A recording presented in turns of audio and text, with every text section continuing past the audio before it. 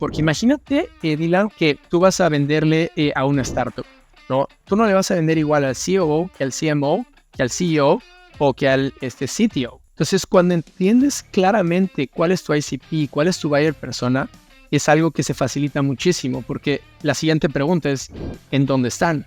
¿Cómo los encuentro? ¿Cómo me comunico con ellos? ¿Cuál es el vocabulario, ¿no?, que ellos utilizan? La estrategia no sirve de nada si no ejecutas, ¿no? La estrategia es una excusa para no ejecutar. Y más en una etapa tan temprana, y es lo que hace que acelere de una manera rápida. Y luego le mandas un mensaje por WhatsApp. Yo he estado mandando hasta notas de voz y hasta videos. Hola, ¿qué tal, Lila? Nos vamos a ver en 15 minutos. Emocionada de platicar contigo porque te tengo una gran noticia. Todo el mundo quiere saber qué es la gran noticia. No sabes qué es. Hay muchos tácticos que me encantaría entrar en ellos porque es algo que me encanta y me apasiona compartir. Los tácticos y cosas prácticas, las preguntas, los mensajes, el follow-up. Bienvenidos a un nuevo episodio del Growth Rockstar Podcast. Este es un espacio donde converso con rockstars del mundo startup para responder todas las preguntas sobre cómo crecer productos, empresas y nuestras propias carreras. En este episodio hablo con Andrés Nájera. Andrés es un early employee en Jeeves, un unicornio mexicano de más de 2 billions, y fue uno de los primeros integrantes del equipo de ventas. Hoy en día es director de Business Development, además de ser mentor en la red Growth Rockstar.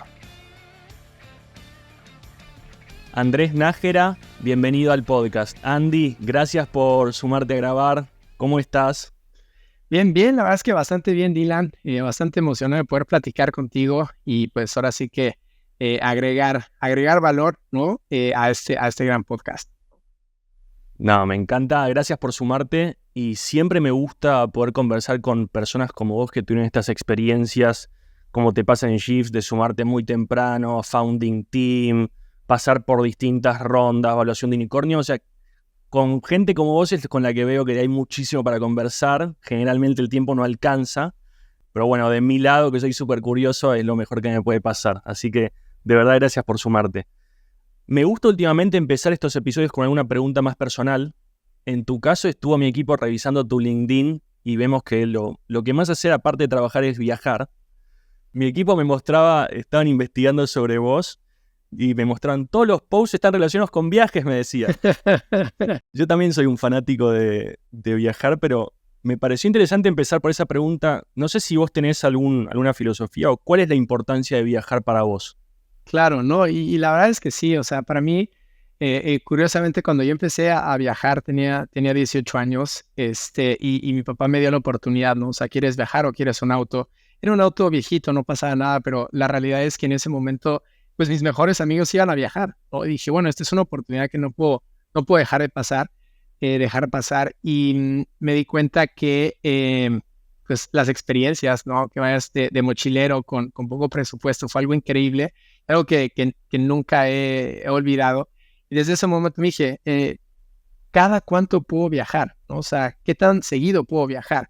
Porque el hecho de viajar, puedes conocer nuevas culturas, puedes pensar diferente, puedes ver que están innovando en diferentes lugares, tu forma de pensar cambia, aquello que tú considerabas que era tu zona de confort, pues definitivamente no es tu zona de confort. Empiezas a ver qué está pasando en diferentes países, diferentes culturas, diferentes religiones, y para mí lo más importante es pues llevarte esas experiencias, ¿no? Al final, cuando nos vamos de este planeta, pues lo único con lo que nos vamos son con esas experiencias.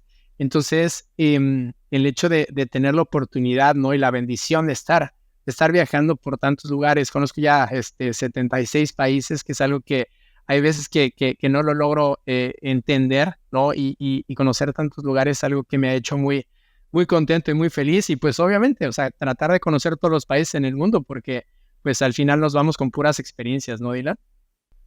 No, me encanta. ¿Tenés eso como objetivo personal, tratar de conocer todos los países del mundo? Sí, creo que es una gran pregunta. O sea, creo que da miedo, ¿no? Al final ponerse unas metas tan grandes, pero definitivamente 100 países, ¿no? 100 países creo que lo puedo hacer. Estamos relativamente cerca, pero el hecho de tener esa oportunidad es algo increíble, ¿no? Antes no viajaba tanto, ¿no? Empecé a viajar de manera personal. y ahora sí que con mis propios medios, y fue algo que agradezco mucho. Y cuando a mis papás me dan la oportunidad de viajar, de estudiar en China, ¿no? Luego por mis propios medios trabajé en Boston, y de ahí pues vas creciendo y vas conociendo. Entonces imagínate que, no sé, conoces la India y luego piensas que pues ya conoces todo y te das cuenta que existe Pakistán, y entre más viajas menos conoces, y es algo que a mí me llama mucho la atención porque pues vas a países como, no sé, Serbia, ¿no? Y Bosnia, pero no sabes que existía Kosovo. Entonces, pues es algo interesante porque va mucho con mi filosofía de vida, ¿no? Que el Ikigai para mí son tres cosas. Uno es viajar, la segunda es recibir o dar mentoría, y la tercera son las ventas. Entonces, creo que es una combinación muy bonita lo que estamos haciendo ahorita actualmente en mi vida, ¿no? No, me encantó. Y me encantó eso de que tengas claro tu Ikigai. Acá vamos a tratar de hablar de dos cosas. Las segundas dos. O sea, de tus mentorías a startups y toda tu experiencia en ventas, obviamente. Te quiero sacar todo el valor que pueda en esta, no sé, hora que compartamos. Empecemos primero por la parte de mentorías o más de startups. Vos tuviste experiencia en early stage, obviamente también en Ships, pero además te gusta acompañar a founders o equipos que están en sus primeros pasos. Voy a combinar las dos en esta pregunta. Las dos partes de tu Ikigai. ¿Cuáles son los retos principales que tiene una startup temprana a la hora de vender? O sea, ¿cómo los ayudas? ¿Qué es lo que solés ver ahí? Sí, y Dylan, la verdad es que es una excelente pregunta porque es algo que he notado. He tenido la oportunidad de platicar con decenas de founders en la parte de mentoría, y veo patrones que son muy repetitivos, ¿no? O sea, creo que la primera es bien, bien interesante que aunque tienen un producto o un servicio o un problema que quieren resolver, que transmitieron extremadamente bien a sus inversionistas, a sus angel investors. O sea, creo que la primera es que no tienen muy claro quién es su ICP, ¿no? Su Ideal Customer Profile. Creo que eso es algo que a mí me llama muchísimo la atención, porque es como ir a pescar, ¿no? O sea, si tú quieres pescar a lo mejor cierto tipo de pescado, pues no lo puedes pescar con una ballena o con un tiburón. Tienes que encontrar perfectamente quién es esa o qué es esa carnada para poder encontrar. Entonces, creo que la primera es que no definen muy bien su ICP. La segunda es que viene muy de la mano con el ICP, es el buyer persona. El buyer persona es aquella persona que toma la decisión de manera interna para poder comprar tu producto o tu servicio. Digo, actualmente esos buyer decision makers pues son 3 o 4 personas, porque ahora es más difícil convencer a una persona, pero el hecho de saber a quién le estamos vendiendo, qué problemas estamos encontrando, qué le estamos solucionando, cuál es el costo de inacción de este decision maker por no tomar tu producto, es algo muy, muy repetitivo. Porque imagínate, Dylan, que tú vas a venderle a una startup, ¿no? Tú no le vas a vender igual al COO que al CMO, que al CEO o que al CTO. Entonces, cuando entiendes claramente cuál es tu ICP, cuál es tu buyer persona, es algo que se facilita muchísimo, porque la siguiente pregunta es: ¿en dónde están? ¿Cómo los encuentro? ¿Cómo me comunico con ellos? ¿Cuál es el vocabulario, ¿no?, que ellos utilizan? Y creo que como la tercera parte que a mí me llama mucho la atención es una cosa que yo le llamo el value offer, o la oferta de valor. ¿Y qué se diferencia con el value prop? A mi percepción es que el value prop es aquella que transmitiste de una manera muy, muy eficiente a tus inversionistas para poder bajar ese capital, pero no es lo mismo que le estás vendiendo a tu ICP. Ese value offer es aquel que te va a ayudar a poderle transmitir y hacer como una obligación o una necesidad real, ¿no?, a ese prospecto que quieres obtener. Entonces, la diferencia entre esos dos es algo que he percibido que no es tan común en los early stage. Entonces, cuando combinas quién es mi ICP, ¿no?, quién es mi buyer persona y cómo puedo transmitir de una manera correcta esa oferta de valor a mi prospecto, creo que eso es algo bastante, bastante potente, ¿no?, tener las tres juntas. Déjame que sea curioso y te lleve a profundizar un poco en eso, Andrés, porque del ICP se habla mucho. Yo, no sé vos, pero yo pienso que no todo el mundo lo aborda de la manera correcta. Muchas veces la gente dice, hay ICP, y a veces uno no sabe ni lo que es. O sea, quiero preguntarte, o sea, en tu experiencia colaborando con distintos proyectos, ¿cómo se tiene que ver un ICP y cuál es la diferencia entre tenerlo y no tenerlo? ¿Podrías contarme eso? O sea, ¿cuál es la diferencia entre alguna startup que no tenga claro su cliente ideal y cuando sí lo tiene? ¿Qué cosas suceden ahí? Wow, es bastante interesante porque creo que es parte de muchas aceleradoras, ¿no? ¿Quién es tu ICP? ¿Qué problema estás resolviendo? Pero cuando les preguntas a estas personas de manera recurrente, en mi experiencia es, bueno, mi ICP es empresas de 1,000 a 5,000 empleados en México. Le digo, wow, eso puede ser muy variado, ¿no? O sea, puedes tener una empresa que tiene 1,000 a 5,000, que es una manufacturera del centro de la Ciudad de México, bueno, de Estado de México, versus una B2B SaaS, ¿no? En Argentina, que tiene una percepción totalmente diferente de cómo le vas a transmitir el proceso comercial. Entonces, creo que esa es la primera, ¿no? O sea, entre más claro y específico lo tengas, más fácil de encontrarlo, ¿no? Creo que esa es la primera. Y la segunda es, cuando no lo tienes claro, es muy difícil poder encontrar ese prospecto que quieras que compre tu producto. Entonces, es como decir, quiero ir a pescar al mar, pero ¿qué quieres pescar? ¿No? O sea, no es lo mismo pescar a lo mejor en el Pacífico que en el Atlántico, ¿no? O en el Báltico, porque los peces que hay son totalmente diferentes. Pero si sabes que quiero pescar algún pez en específico, un pez espada, bueno, está en este mar, ¿no? Está en esta temperatura, se tiene que pescar con este tipo de carnada. Entonces, creo que por ahí va. Creo que eso es como lo más importante, porque los founders empiezan a percibir que no están recibiendo tantos y tantos leads, lo cual es totalmente normal al principio. Pero cuando les preguntas, oye, ¿quién es tu ISP? Pues es esto, le digo, ¿y en dónde lo encuentras? Ahí es cuando empieza a batallar la gente, ¿no? Cuando no tienen perfectamente claro en dónde los pueden encontrar, cómo se pueden comunicar con ellos, cuál es el canal de comunicación, ¿no? Si tu prospecto es una manufacturera, ¿no? Pues es muy difícil poderlo encontrar en LinkedIn. Pero si tú estás hablando con un fundador B2B SaaS que estuvo en Y Combinator, most probably he's gonna be on LinkedIn, ¿no? Entonces, creo que por ahí va, Dylan. Y la gente no lo percibe como una oportunidad al inicio, sino lo ve como es como cuando de pequeño buscas misión y visión y los valores de una empresa que todo el mundo se lo saltan, pero es la base para un equipo comercial sólido, ¿no? Totalmente, estoy de acuerdo. Y después la otra que me gustó lo que dijiste fue el costo de inacción de los buyer personas. ¿Puedes comentar un poco más de eso? ¿A qué te referís? ¿Entender el costo de inacción? Sí, claro. Ese es un término que la verdad es bastante interesante porque cuando tú platicas con por ejemplo, un economic buyer, ¿no? Que dependiendo del tamaño del deal, puede ser pues el CEO, si es una startup pequeña, pero estás trabajando en mid-market o enterprise, ese economic buyer probablemente no lo vayas a ver desde una manera inicial. Entonces, cuando tú tienes el valor de un producto o de un servicio, ¿ok? Si no tomas este valor o este producto o servicio que yo estoy vendiendo, te va a costar más. Entonces, vamos por un ejemplo más práctico, ¿no? Digamos que tú tienes una empresa de ventas, ¿ok?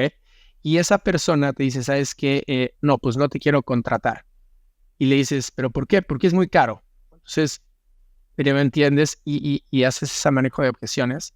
Pero cuando tú le haces esa pregunta y le haces percibir que el costo de no contratarte es mucho más caro que el costo de tu producto, ahí es cuando la gente empieza a decir, mira, si tu producto va a costar $1,000, porque es muy caro, pero si me dices, si no me contratas, te va a costar 10 o 15 mil dólares porque no vas a convertir, no vas a cerrar deals, no vas a hacer vas a mover a tus deals en el funnel, y ahí es en cuando le haces percibir este costo de una acción, que si no tienes mi producto, ¿ok? Tu costo de no elegirme a mí va a ser mucho más alto de lo que estoy haciendo. Y es algo muy común que he visto que pocas empresas hacen cuando están trabajando con SMBs o con mid-market. Las empresas que trabajan con Enterprise definitivamente lo hacen porque saben que es un proceso comercial mucho más largo. Entonces, ese costo de inacción es algo que idealmente se tiene que transmitir en todos los tamaños de deals, ¿no? De ventas. Uh-huh. O sea, en resumen lo que te entiendo es, lo traduzco a mí, sería la mayoría de las personas está enfocada en hablar, exponer todo lo bueno de su producto y en verdad lo que vos pensás cuando estás trabajando en un deal es más el miedo de no comprarme, digamos. O sea, más allá de lo bueno que es mi producto, es también, hey, fíjate lo que te perdés si no me compras, ¿no? Digo, no es solo lo que vas a ganar con mi producto, sino es lo que vas a perder si no lo compras, ¿no? Es un poco como la forma de ver. 100%. Y ahí lo puedes ver de dos formas. O sea, lo puedes ver en la parte psicológica y emocional y en la otra, en la parte financiera, que eso es algo bien importante. Si mi producto te va a ayudar a convertir más tus ventas, ¿ok? Y tienes un pipeline de, no sé, $50,000 y mi producto vale 1,000, y si convertimos a 2, ¿ok? A lo mejor el average ticket size es de 10,000, entonces ya son 20,000. Entonces, si no contratas a esta persona, está perdiendo 20,000 versus los 1,000 que le está pagando. Entonces, este costo de inacción que le haces percibir y entender a tu prospecto en la parte de financiera es súper potente, y creo que es algo que no se hace de manera recurrente. Ponerle un valor por el costo de inacción a ese prospecto que está como, sí, no te voy a contratar, ¿no? Entonces, sí, totalmente de acuerdo, Dylan. No, me parece genial. Y Andrés, hay una pregunta más sobre esto que decías a lo último. ¿Siempre tratás de llevarlo a algo financiero? Porque, por ejemplo, no sé, productos de recursos humanos, ¿no? Muy vendidos, uno puede decir que es un nice to have. Digamos, también tratás de siempre llevarlo al ponerle un número, ponerle un valor. Hay productos que uno puede decir, hey, esto va a hacer, no sé, que tus empleados estén más contentos. Vos tratás de llevarlo a, bueno, cuánto aumenta el rendimiento del empleado, cuánto... O sea, siempre llevas a un número, una moneda.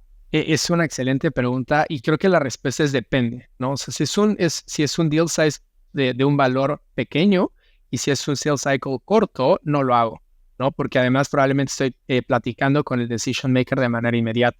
Sin embargo, si sabes que es un deal más largo y estás vendiendo un producto como recursos humanos, que es difícil conseguir los fondos para el equipo de recursos humanos, ¿cómo le haces para que el economic buyer... Tú tienes el champion de recursos humanos y tienes al economic buyer, que generalmente no es el mismo porque les dan el presupuesto al equipo de recursos humanos. ¿Cómo le haces ver a esta persona, economic buyer, que si no te contratas el producto de recursos humanos, está perdiendo retención? Y retención significa nuevos ciclos de contratación, y nuevos ciclos de contratación cuestan tanto. Y por ejemplo, si lo ves en un equipo comercial, si no mantienes esa persona, el ramp-up va a tomar 3 meses. Y si tu average ticket size de un ramp-up account executive es de $10,000, estás perdiendo $30,000 por ese ramp-up porque esa persona se fue.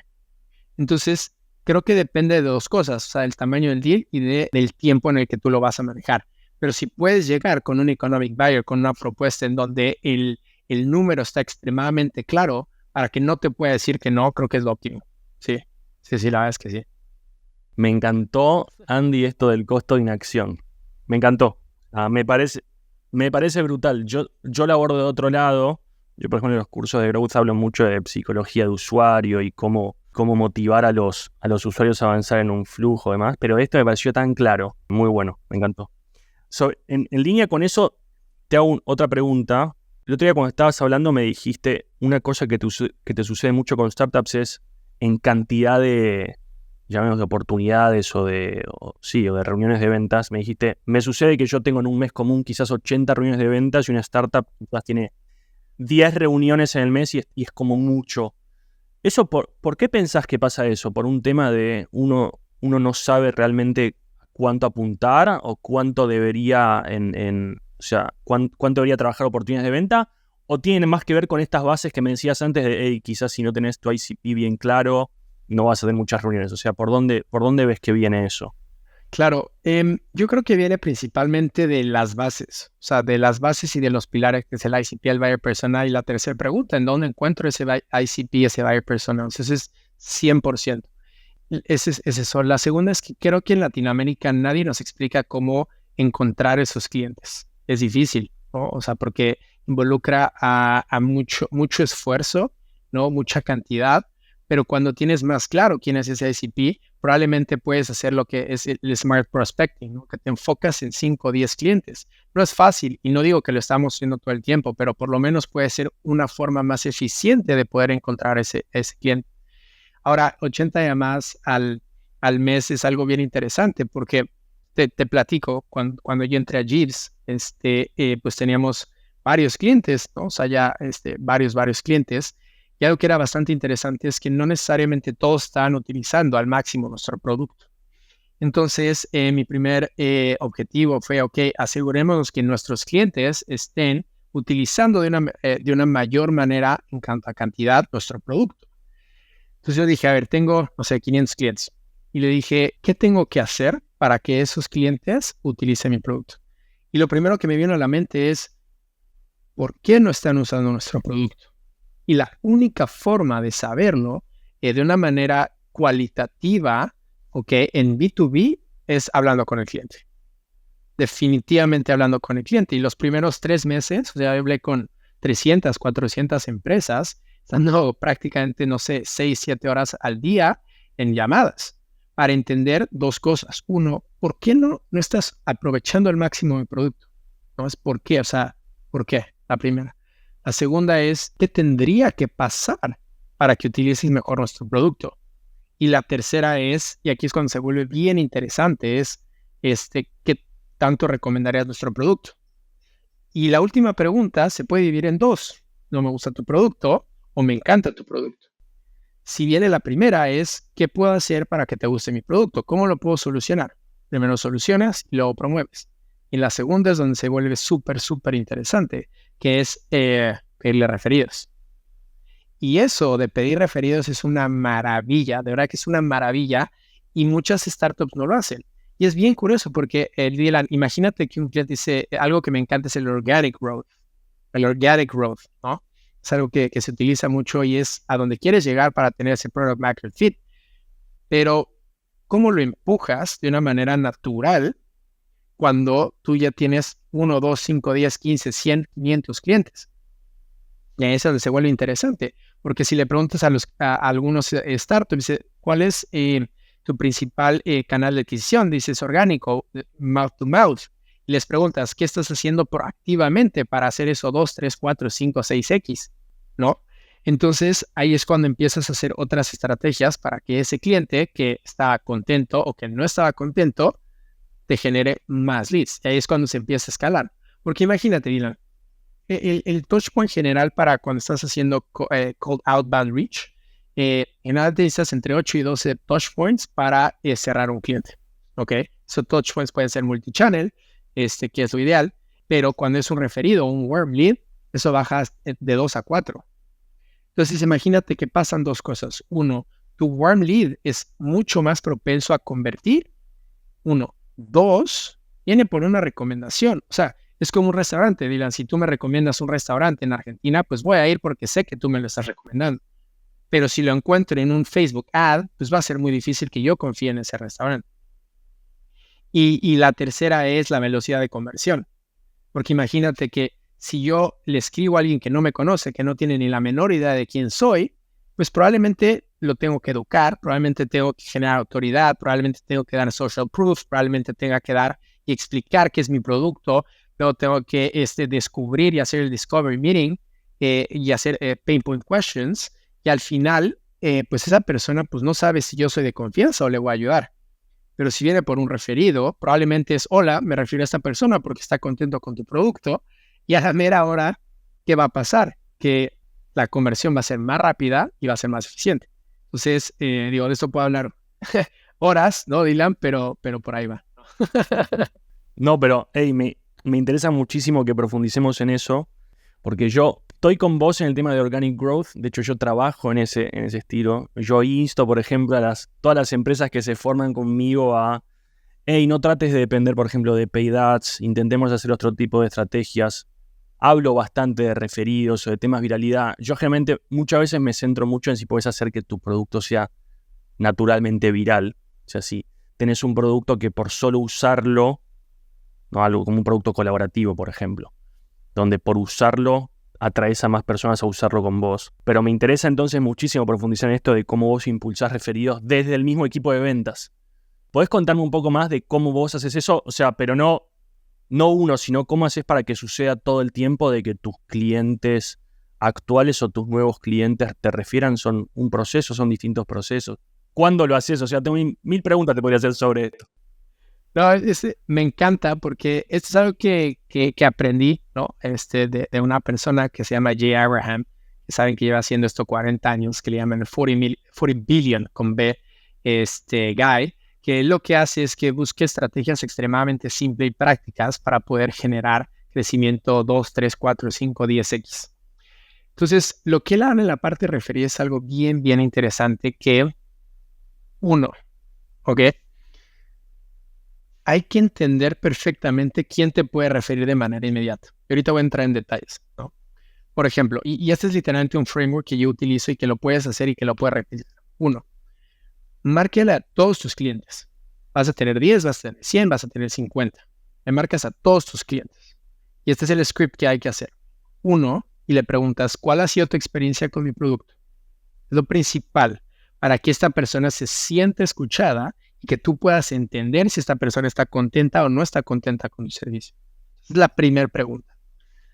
Hay dos. Si está contenta, vamos por el camino que vamos a hacer para allá. Si no está contenta, hay otro proceso para poder entender qué es lo que acaba de platicar. Si la persona está contenta, la segunda parte del framework es bastante simple. Le dices, mira, la realidad es que nos ha gustado mucho trabajar contigo, ¿ok? Estamos buscando a personas de tu calidad, ¿no? Empresarios exitosos, personas que estén buscando crecer a sus negocios, personas que hacen las cosas bien. Y la realidad es que nos gusta mucho trabajar contigo. Entonces, como ese compliment de gracias por ser nuestro cliente. La segunda es que una vez que le haces eso, le dices, mira, la realidad es que ahorita estamos enfocando la mayor cantidad de nuestros ingresos a desarrollar un mejor producto. Y es en vez de estarlo promocionando en marketing. ¿Por qué? Porque es beneficioso para ti. Porque si nosotros invertimos en marketing, tú no tienes ningún beneficio. Pero si involucramos nuestro presupuesto en producto, es ahí en donde tú, como cliente, te vas a beneficiar más. ¿Ok? El siguiente punto, le dices, y la realidad es que nos gustaría trabajar con más gente como tú. ¿Ok? Nos gustaría trabajar con más gente como tú y le repites los traits o los atributos de esta persona. Y cuando lo haces así, te dicen, ok, perfecto, se siente complementar, que recibieron un compliment. Y de ahí, lo que haces es que le pides, oye, ¿crees que, mira, generalmente, cuando hablo con personas que les gusta mi producto, me recomiendan entre 3 y 4 personas, ¿ok? Y me encantaría si tú me puedes recomendar. Va a pasar lo de siempre. Uno te va a decir, no conozco a nadie, es el 99% de las veces, y la dos es, sí, yo te recomiendo. Y ahí tienes que hacer dos cosas. Uno es decirle quién es la persona y le describes quién es tu ICP. Yo generalmente trabajo con manufactureras del centro de tal, y con esta descripción, y generalmente hablo con este buyer persona. Ya que lo tienes ahí, se lo pides, y lo más importante es, dices, oye, y este es un permission-based question, ¿me permites escribirte la próxima semana para darle seguimiento a estos referidos? La gente no te va a decir, no te permito que me escribas, que es lo curioso de la pregunta. Entonces, ¿cómo lo escalas? Haces eso con todos tus account executives en todas las etapas del funnel. En prospección, ¿no? En cerca de cerrar un deal, ¿no? En discovery, en demo, en pricing meeting, en todos los momentos.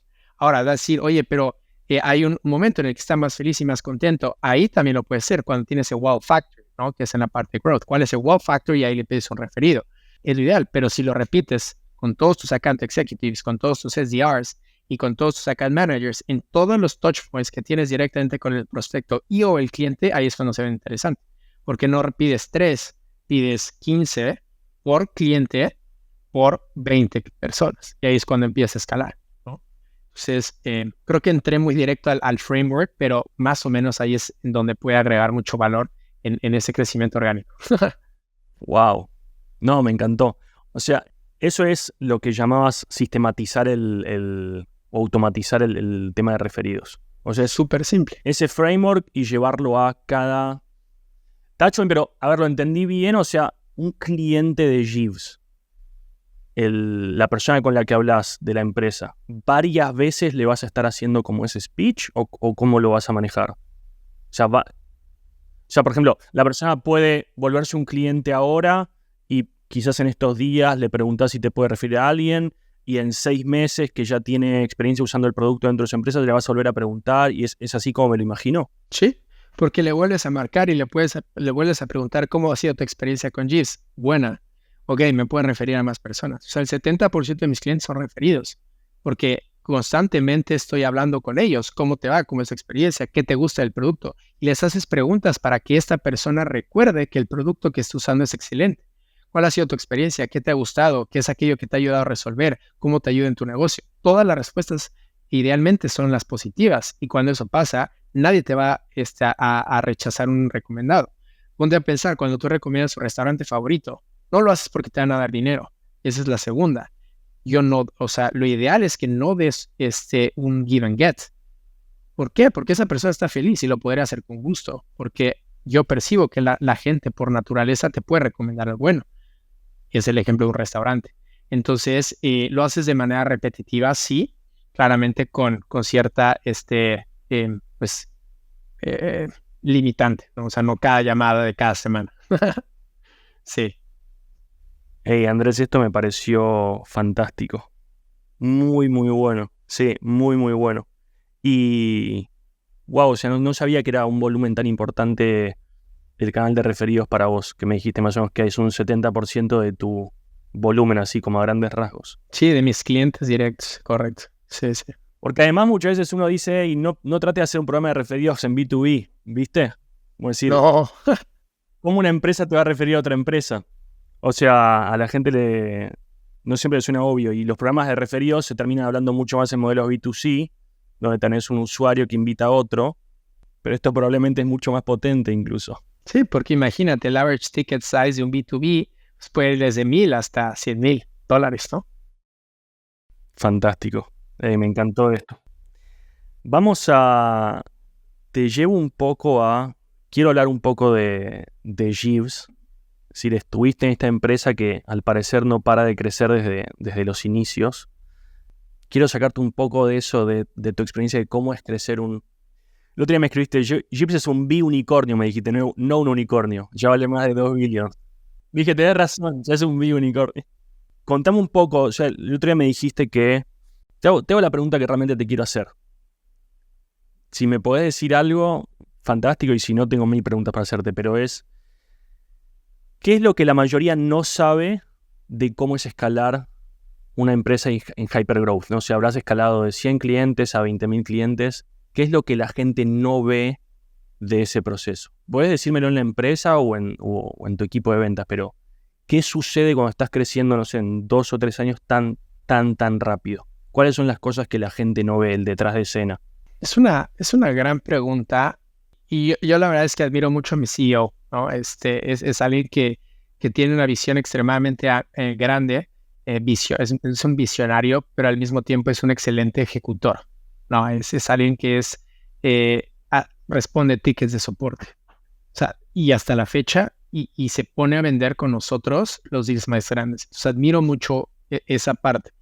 Entonces, creo que algo que no ve la gente es que, y es algo que me encanta de Jeeves realmente, es que el C-Level ayuda a toda la compañía a one star metric, que es revenue. O sea, eso es algo que yo no había visto en otra empresa, que el CPO, el CTO, el VP of Engineering, el Product Manager, el Customer Support, o sea, todos tienen algo que los involucra para generar revenue.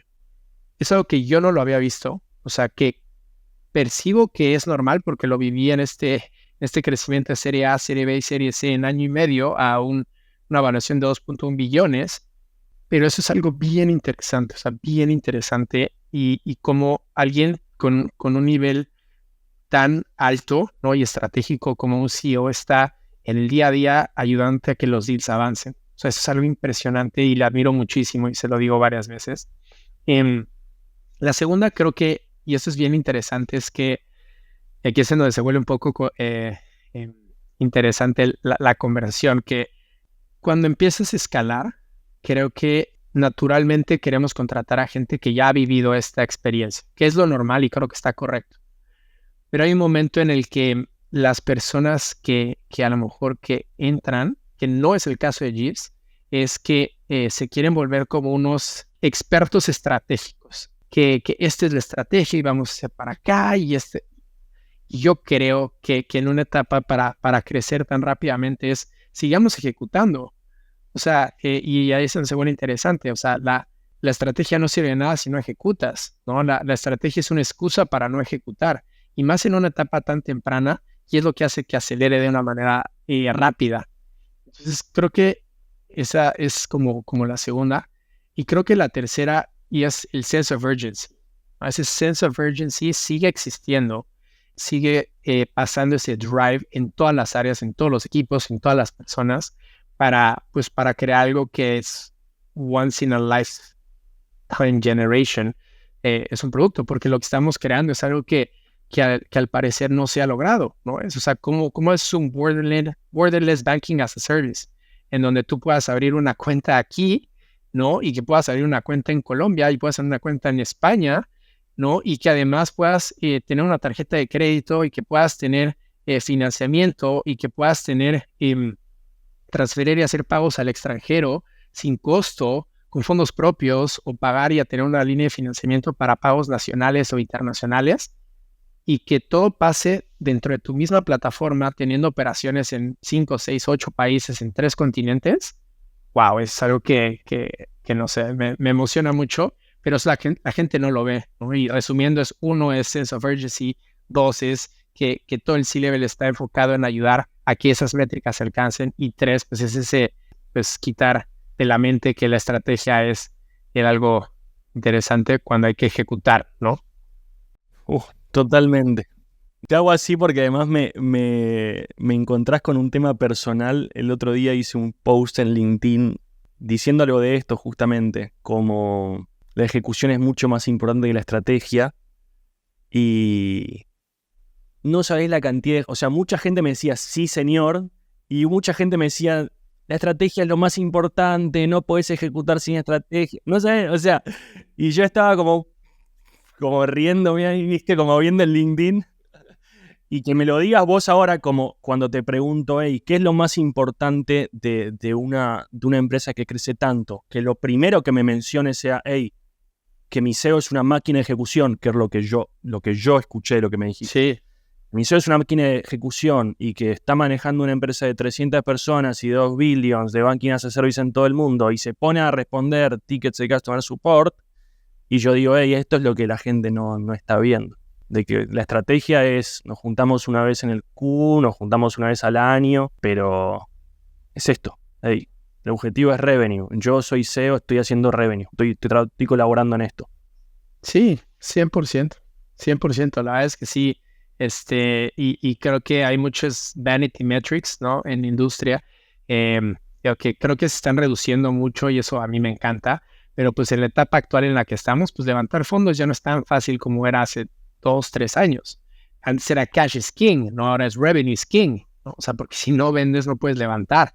Entonces, hay mucha gente que está acostumbrada a crecer y crecer y crecer, quemando decenas, cientos o millones, ¿no? de dólares, y pues crecían y crecían y crecían, pero pues, o sea, no es algo redituable o algo que vaya a ser a largo plazo. Entonces, es algo que yo admiro mucho de Jeeves, la realidad de las cosas. Me encanta la compañía, me encanta su forma de pensar, su visión, ¿no? Los productos que tenemos son una maravilla. Trabajamos con muchas startups muy grandes, con unicornios también, que nos eligen a nosotros como su partner y aliado, ¿no? Entonces, sí, la verdad es que esa combinación de visión con ejecución diaria del C-Level es algo que yo no había vivido. Me parece brutal y me gusta sinceramente que sea lo primero que me hayas dicho. Además, cierto que me valida un poco porque la otra vez me salió a pegar a todo el mundo, y ahora que lo primero que me decís esto, digo, hey, bueno, bien, la ejecución sigue siendo importante.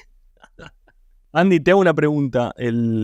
Ya que me lo mencionaste, ¿el CEO de Jeeves tiene background comercial o qué empezó haciendo en la empresa? Sí, él tiene 2 tipos de background, comercial y de producto. Entonces, igual es un background bastante interesante, es un excelente vendedor. Y entrando como a cosas de las bases de las ventas, ¿no? Que es algo que para mí es súper importante, porque todo el mundo quiere vender y vender y vender, pero pues si no sabes hacer un discovery call, pues es bien difícil poder manejar el proceso de ventas. Entonces, él es alguien que es extremadamente inteligente a la hora de hacer preguntas, o hace preguntas muy potentes. Y hay una estadística, ¿no? de Gong, que es una plataforma en donde analiza las ventas de los clientes, que los mejores vendedores son aquellos que hablan menos, ¿no? Y debe ser menos del 65%, o sea, solo tienes que hablar el 35% o menos.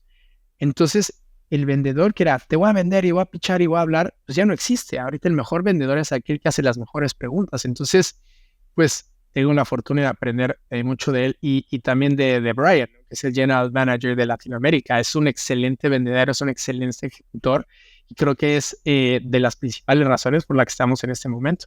Cuando yo entré, éramos 5 personas y estábamos ahí hustling todos los días, ¿no? Todos los días. A mí me tocó mandar las tarjetas de crédito, poniéndolas en FedEx, en DHL, y estábamos ahí todo el día, todas horas, y enfocados en reuniones. En reuniones. Lo único que te va a generar ventas son reuniones, así de simple.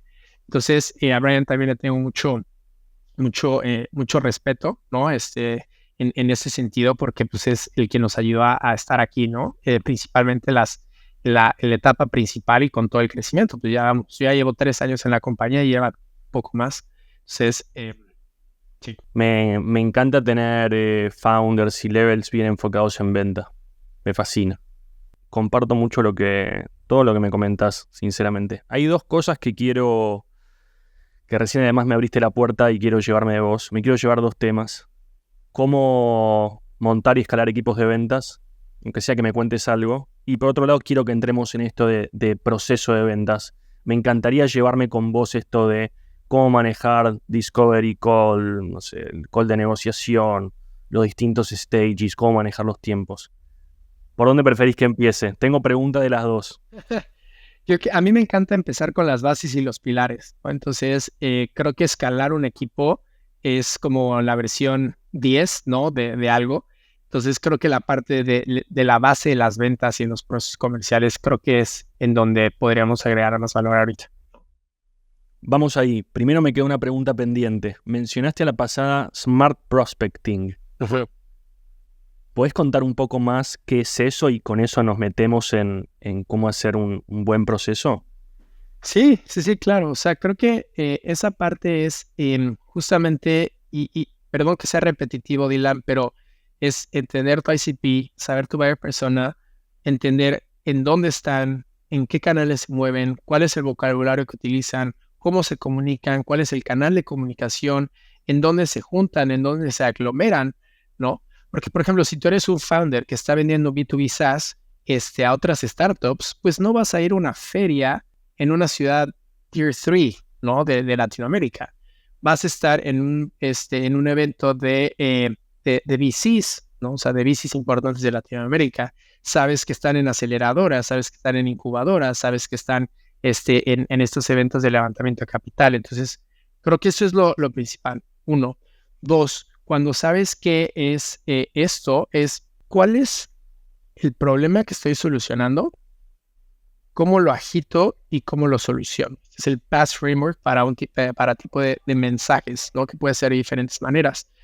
¿Cuál es el problema? ¿Cómo lo agito y cómo lo soluciono? Ese es el PAS, el PAS. Problem, Agitation, Solution. Que en un correo pones, o sea, este es el problema que está pasando tu empresa, porque investigas. Y el Smart Prospecting es aquel que investigas muy detalladamente esa empresa. No es fácil y no todo el mundo lo hacemos, ¿ok?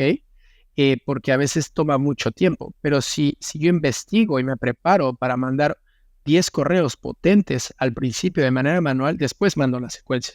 Pero ese primer correo va a tener muchísimo valor.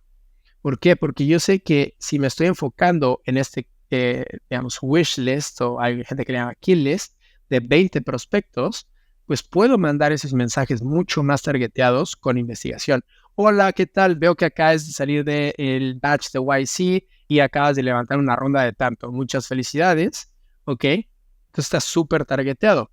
Generalmente las startups que levantan su serie A tienen problemas con la escalabilidad de los procesos comerciales para llevarlo a la serie B. Problema, ¿ok? Entiendo que Y Combinator Company ha estado estancada después de los últimos 6 meses de levantamiento de ronda de capital. Okay, porque ya lo investigaste, fuiste a TechCrunch, fuiste a Crunchbase, fuiste a LinkedIn, fuiste a todo, okay, y lo dices, en empresa, nosotros ayudamos a eficientar los procesos comerciales para pasar de serie A a serie B. Worth a chat. ¿Quieres platicar? Entonces, esa parte de enfocarse muy claro, y puede entrar en tácticos y prácticos muy específicos, pero es un poco de cómo lo veo. No es fácil, okay, porque involucra mucha ejecución, pero creo que tiene muy buenos retornos, ¿no? Ok, Andy, voy a hacer como un recap. Esto, muchas veces cuando tengo a alguien como vos que ya está tirando un montón de conceptos, a la gente le sirve que yo frene un segundo la pelota, ahí juegue como hacer Messi, y freno un segundo. Entonces, llegamos a la importancia del ICP, ¿no? De tenerlo bien definido. Paz, ¿no? Irle a la persona o sea, yo sé muy bien a quién le estoy hablando, lo conozco bien, lo tengo investigado, sé el problema que tiene, conozco quizás casos comparables o tengo otros clientes similares porque estoy 100% enfocado en ese ICP y entonces tengo muy claro en ese ICP cuáles son sus pains, cuáles son sus puntos de dolor y cuál es la solución que yo aporto, ¿no? Eso lo que te hace es que tenés oportunidades ya como bien concretas y que conoces muy bien y no tenés como... O sea, lo que estamos matando es a toda la gente que manda mensajes masivos por LinkedIn y de pronto tenés 1 millón de leads pero que ninguno sirve para nada porque no conoces a ninguno, a nadie lo tenés investigado, no conoces su industria, no conoces su empresa, no conoces sus problemas, no conoces ni cómo tu solución les puede ayudar, ¿no? Porque le mandaste una bazooka a todo el mundo. Entonces estamos haciendo más como la estrategia de sniper. Y ahí ya tenés a la gente, al cliente ideal, con su problema claro, con la solución que vos ofreciste claro, lo trajiste a la mesa. Le dijiste, worth a chat, vale la pena una plática, te dijo que sí, ok. Lo tenés en tu primer, ¿qué es? Demo call, discovery call, ¿qué es lo que tenés ahí? Bueno, y aquí es en donde me encanta platicar, en donde considero que es algo que es bien interesante para estructurar los procesos comerciales en el early stage. Eso me gustaría hacer como, o sea, cómo son el proceso comercial y después cómo lo acelerás o cómo manejás los tiempos. No quizás cómo acelerás, cómo manejás los tiempos. Lo voy a dividir en dos, son proceso comercial de ticket pequeño, proceso corto y largo. Entonces me voy a enfocar en uno intermedio, digamos, ¿no? Que puede ser a lo mejor un proceso de 3 meses, ¿no? No es ni corto ni largo. Y un ticket promedio a lo mejor de, no sé, $10,000, digamos, para el ejemplo. Lo primero es el discovery call. ¿Okay? El discovery call se tienen que hacer la mayor cantidad de open-ended questions, ¿okay? De preguntas abiertas que hagan hablar de mayor cantidad, la mayor cantidad del prospecto. Son preguntas muy simples como, platícame sobre tu proceso de growth actualmente. Súper abierta, ¿ok? Te vienes a platicar, y la segunda puede ser sobre este proceso, porque tienes que hacerle ver que escuchaste, sobre este proceso de growth, ¿ok? Platícame, ¿en dónde crees que hay mayor área de oportunidad? Segunda pregunta. Tercera pregunta, ¿por qué ahora es importante resolver este problema? Empiezas a calificar. ¿Cuánto tiempo llevas batallando con este problema? Y le haces pensar que llevas 6 meses sin solucionarlo. La otra es que me encanta, es qué métrica está siendo mayormente afectada si no lo solucionas. Va de nuevo, ¿qué métrica está mayormente siendo afectada si no lo solucionas? Cuando te dicen esa métrica, tú puedes descubrir realmente qué es aquello que deberías de ayudarles a solucionar. Probablemente es closing rate. Y si es el closing rate, pues probablemente es revenue, ¿no? Que al final todo es revenue o reducción de costos o incremento de ventas, este tipo de cosas. Es la discovery call. La segunda es el demo call. ¿Okay? En el demo call yo siempre trato de estructurar, ¿no? O sea, de estructurar la llamada para que el cliente lo tenga bien claro, generar una agenda. En el discovery también debe haber una agenda, ¿no? Que esto lo aprendí de una persona con mucha experiencia hace un par de semanas. Entonces, estructuras la agenda. En el demo es importante de solamente mencionarle y explicarle aquellos features que le resuelvan su problema principal. Algo muy común es que, oye, es que tengo problemas de no sé, digamos, HubSpot. Estás vendiendo HubSpot y sabes que mi mayor problema es que no puedo hacer secuencias. Y le empiezas a explicar sobre los dashboards de analítica. No, explícale solo y muéstrale solo en las secuencias y cómo le puedes ayudar el problema para eficientar las secuencias de marketing. Entonces, es una. La segunda es siempre preguntarle, ¿esto te ayuda a resolver tu problema principal? Sí. Y la segunda es, este feature, ¿cómo te ves utilizando este feature? Porque los haces pensar sin venderles cómo puedes solucionar su problema con tu solución. Entonces, son preguntas muy pequeñitas. Y luego haces otra tercera que puede ser, le das social proof, ¿no? Le dices, mira, cuando yo platiqué con Rappi, utilizó este producto para hacer esto, y este fue el resultado. Entonces, hay muchos tácticos que me encantaría entrar en ellos porque es algo que me encanta y me apasiona compartir, los tácticos y cosas prácticas, las preguntas, los mensajes, el follow-up. Después del demo, generalmente va otra llamada en donde hay que involucrar a otras personas. ¿Cómo acelero? Esta pregunta me encanta, es ¿a quién deberíamos involucrar en el proceso comercial desde ahorita? ¿A quién deberíamos involucrar en el proceso comercial desde ahorita? Porque te van a decir a mi jefe, al de procurement, al CFO, al CTO, al CPO. Entonces, cuando pasa eso, dice, ¿qué te parece si tenemos una llamada en 3 días con ellos? No, están muy ocupados. Perfecto. Generalmente, y eso es otra frase, generalmente cuando platico con CTOs tienen estas preguntas y me ayudaría a resolverlas en tiempo real. ¿Qué te parece? Entonces, se empieza a hacer de preguntas tácticos simples cuando tienes la tercera, que a lo mejor es una negociación o un demo con el decision maker o el economic buyer. Y de ahí puedes pasar un pricing meeting. Y esto sí es casi como ley. Y es el 99% de los early stages, es que siempre mandan una propuesta comercial. Es un gran error, garrafal mandar una propuesta. ¿Por qué? Una propuesta o una cotización, dependiendo del país. ¿Por qué? 1, tú no sabes si el cliente considera que es caro o es barato. 2, no puedes ver la reacción emocional y no verbal del cliente. Y 3, no puedes manejar las objeciones. Pues imagínate que yo te mando una propuesta, la veo y se quedan en el graveyard, en el cementerio. El 90% de los founders tienen un porcentaje muy alto de su funnel después de que mandan la propuesta. Entonces, tienen la propuesta y los ghostean y ya se perdió. Se vuelve un ciclo de te quiero buscar.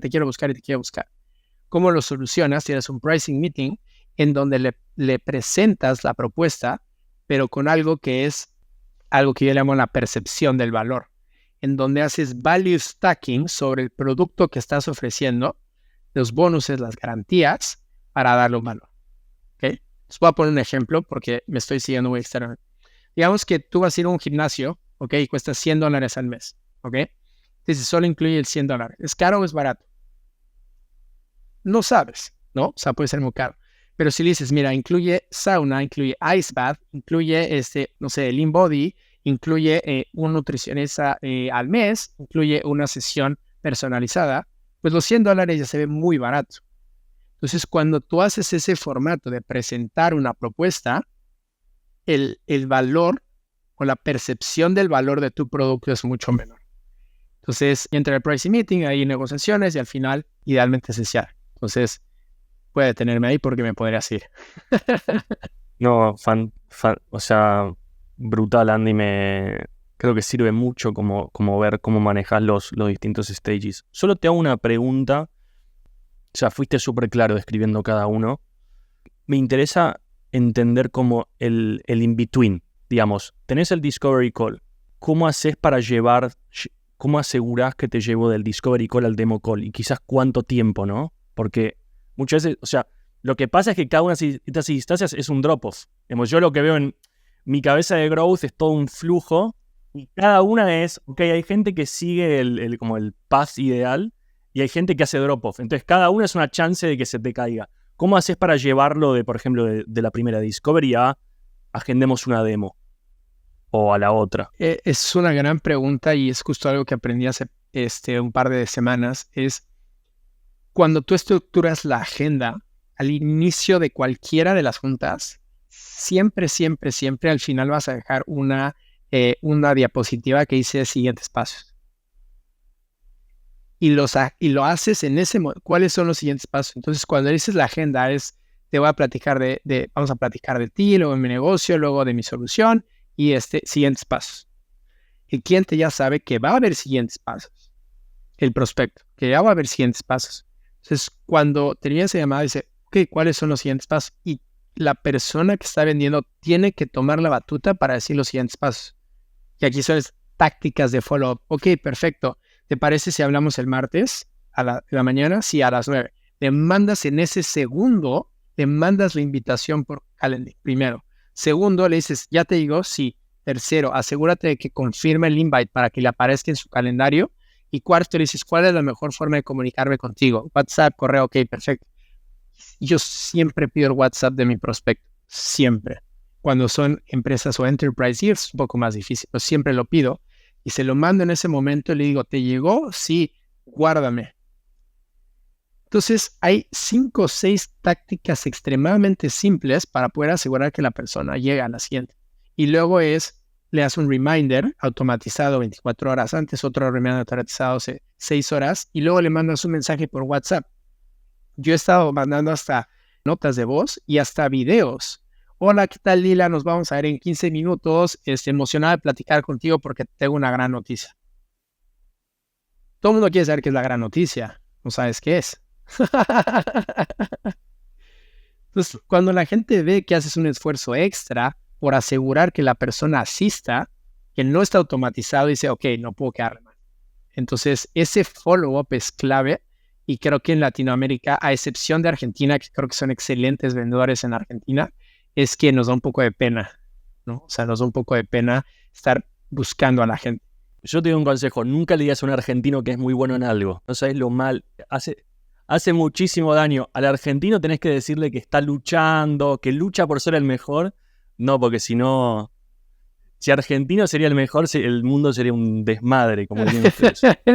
Andy, no, me pareció fantástico eso. Más allá de, porque yo ya veo que esto se va a extender a que vos y yo grabemos otro episodio. Más allá de eso, porque si profundizamos más ya es, no nos va a ni dar el tiempo. Pero como llevándome la idea central, un poco por escucho. Nada más, no lo tenía pensado, pero te fui escuchando lo que me vas diciendo. Hay como una sensación de que para hacer una buena venta, el vendedor tiene que demostrar muchísimo control, porque lo que me quedo con lo que me decís es, hey, vos estás control de la agenda, vos tenés claro el proceso, vos sos el vendedor, vos sabés cuáles son los próximos pasos, vos manejás la comunicación, vos le decís a la persona por dónde se contactan, vos le agendás el invite en el momento, vos ves su reacción. Es como si vos estuvieras totalmente en control de cada uno de los pasos que van dando, y si vos irías diciendo a la persona, en la próxima reunión vamos a hablar a tal hora y vamos a hablar de esto. Y en la siguiente reunión es como, no es que se termina, lo que te escucho es como, no es que quizás se termine en la segunda reunión, no, yo ya sé que mi proceso es de 4 reuniones y estoy en control, ¿no? Hay un poco de eso, de sense of control.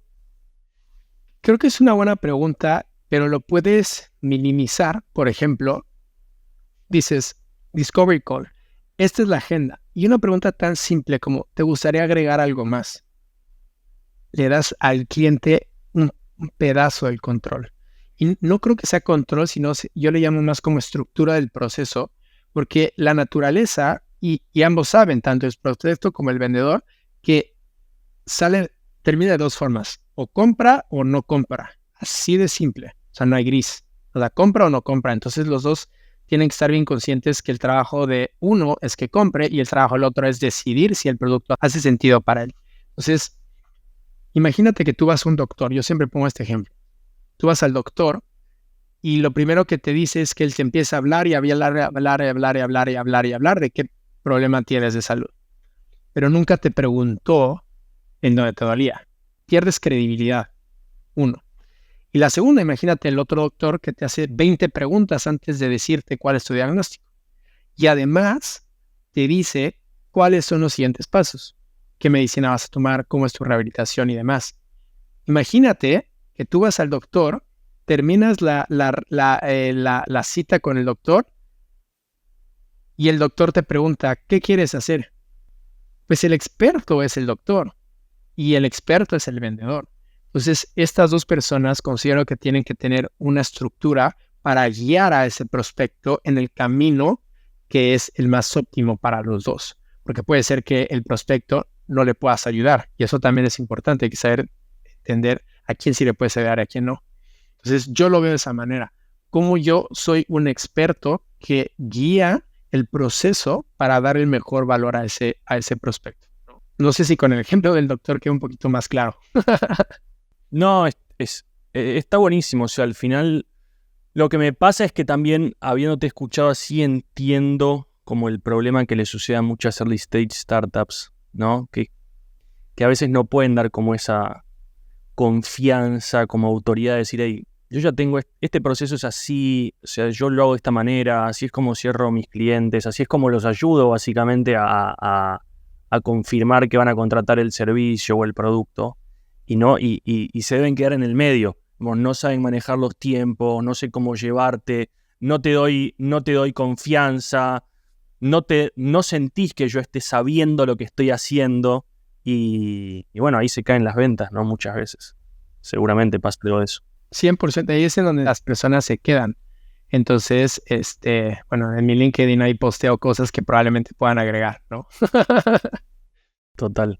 Andy, escúchame 2 cosas. Vamos a tener que hacer una segunda sesión de esto porque me quedaron muchas preguntas por hacerte sobre, por ejemplo, sobre cómo fue montar todo tu equipo de ventas en Jeeps, de los momentos iniciales a cómo estará hoy.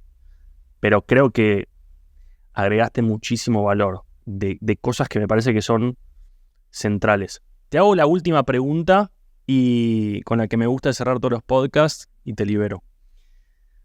La pregunta con la que cierro todos los episodios del podcast que te dije antes es ¿cuál es tu growth win del año? Y con eso me refiero a ¿cuál fue tu mayor logro, tu mayor éxito del último año que me quieras compartir? Wow.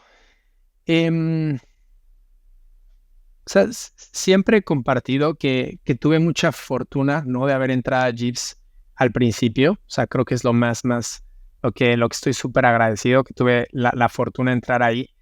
Y creo que en el último año el hecho de poder entender cómo funciona si es un scale-up, ¿no? Que tiene operaciones en 24 países con 4 o 5 oficinas.